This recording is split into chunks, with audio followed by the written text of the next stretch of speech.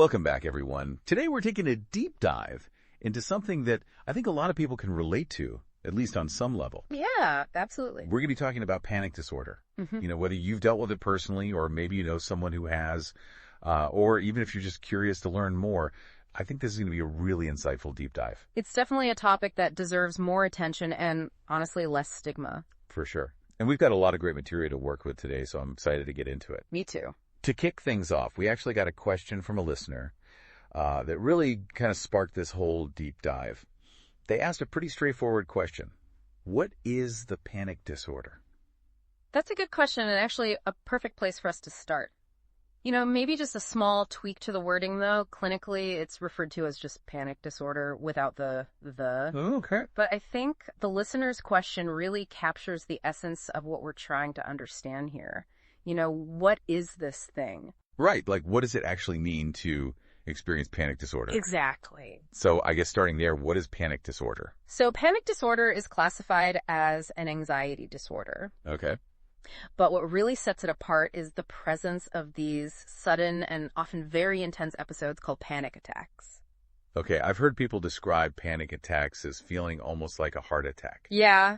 Is that kind of a common experience? Absolutely. Yeah, the physical sensations can be so overwhelming Right. that it's very understandable why someone might think they're having a heart attack. In fact, many people who have their first panic attack actually end up in the emergency room because they're so convinced that something is seriously wrong with their heart. Wow. And you can imagine how terrifying that must be. The fear and the physical symptoms kind of feed off of each other, creating this really intense cycle. Yeah, it makes sense why it would be so scary if you don't understand what's happening. So can you kind of walk us through what's actually going on in the body during a panic attack?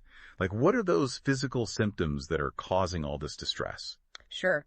So imagine you're walking in the woods, right? And suddenly you come face to face with a bear. Oh, no, thank you. I know, right? But think about what happens in your body at that moment. Oh, I can only imagine. Your heart starts pounding. Yeah. You start breathing faster. Your muscles tense up. Mm-hmm. Your body is basically flooding with adrenaline, Right. preparing you to either fight the bear or run away as fast as you can. It's called the fight-or-flight response, and it's completely natural. Yeah.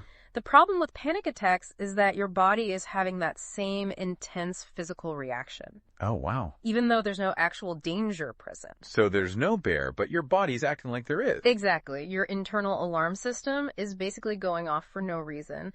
And because those physical sensations are so strong and so sudden, it's easy to misinterpret them as a sign that something is terribly wrong. Oh, see? Which, of course, only makes the fear even more intense. It's like this vicious cycle. Yeah, exactly. So it's not just feeling stressed out, right? There's this whole other level of physical stuff going on. Absolutely. And I think that's a really important point to highlight because panic disorder is not just everyday anxiety.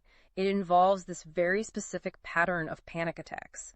And those attacks can have a really significant impact on a person's life. I can imagine. Like, if you keep having these terrifying experiences, you might start avoiding places or situations where you've had a panic attack before, which I guess could really start to limit your life. Absolutely. It can make it hard to go to work, go to social events, even just leave the house sometimes. So it can really impact your day-to-day life. It really can.